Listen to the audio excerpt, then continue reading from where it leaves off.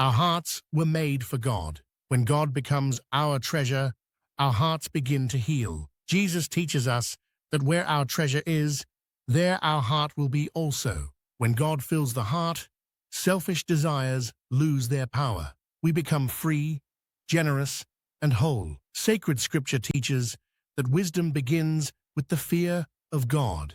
This fear is not terror, but awe. When we recognize God's greatness, pride begins to fall. Faith humbles the mind and opens the soul to grace. This is why St. John the Apostle warns us about 3 attachments that pull the human heart away from God. He writes, "Do not love the world or the things in the world, for all that is in the world, the lust of the flesh, the lust of the eyes, and the pride of life, is not from the Father, but from the world." St. John is not condemning the world itself. He is warning us about attachments.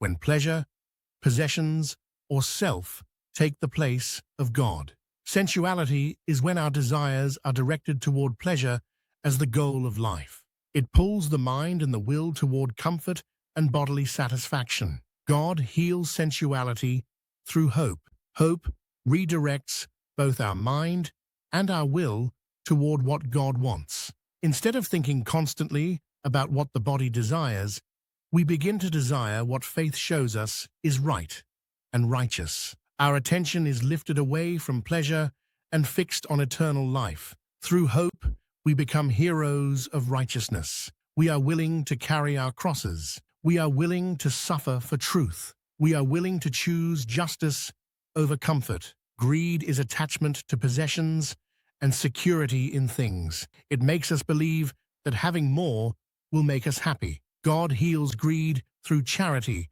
which teaches us to love God and neighbor more than material goods. Pride is putting ourselves at the center instead of God. It is the refusal to depend on Him.